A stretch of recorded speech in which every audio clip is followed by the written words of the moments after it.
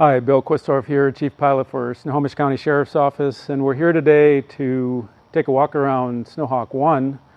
This is our law enforcement search aircraft that we use here in Snohomish County, Washington State. So SnoHawk 1 is a Hughes 500P, and the P stands for Predator.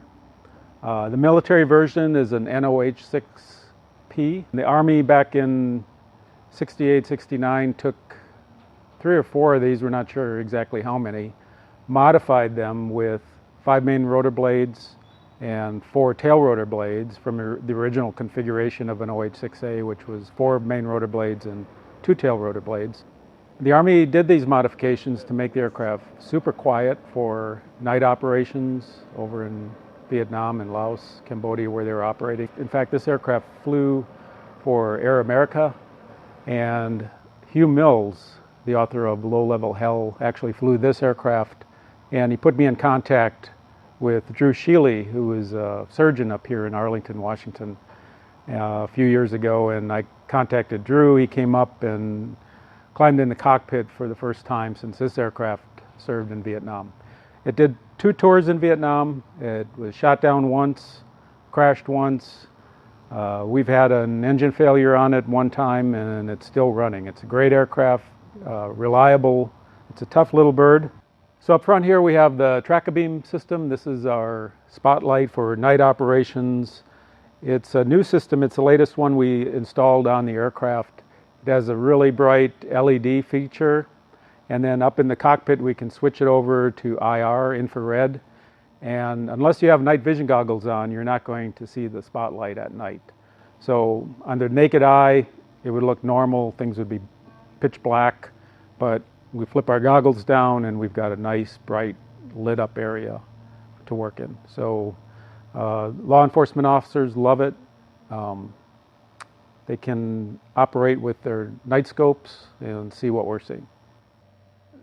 SnoHawk 1 has a slight modification than a lot of other helicopters. We're in fact flying the pilot on the left side and our tactical flight officer sits over here on the right. And on the right side we have the Churchill augmented reality system, moving map system built in here. So the TFO operates that along with our FLIR camera, our FLIR 8500, both color camera and IR camera. And that's all connected to our BMS downlink. We can see the BMS downlink antenna here. So the images that we pick up with the camera system that's viewed on the monitor up front can be downlinked to our county emergency management system or a small carry viewer handheld unit, and so people on the ground can actually see what we're viewing in the cockpit. Back here below the passenger seats we have most of our equipment for the front, operating the front equipment, the Churchill navigation system, the FLIR system, and the BMS downlink system. So all of that equipment is mounted under the seats and forward of the seats. Takes up quite a bit of room. We can still put both seats down. We carry our hyperspike.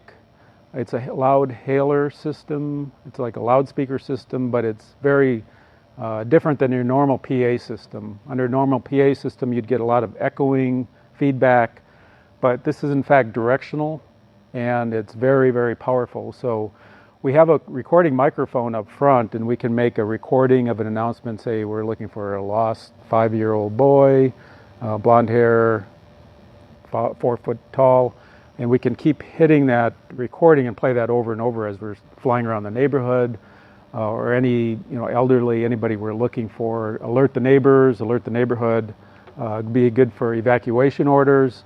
So we carry that. It's battery powered, battery operated, and we just carry it on board just in case we need it. Of course, if we had to use it, we'd just simply land and take the door off on this side to use it.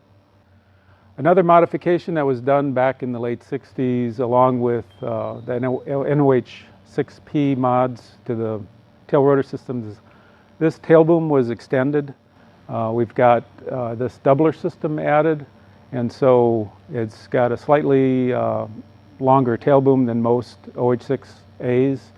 And it's got this beefier doubler system. So the skin, in fact, on the tail boom is a little thicker than was originally on here.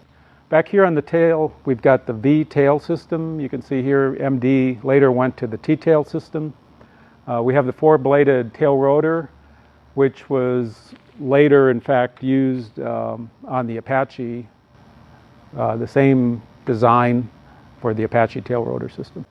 Here's our Rolls-Royce C-20B engine, and years ago we had the aircraft all cleaned up, and I had this engine compartment cleaned and repainted.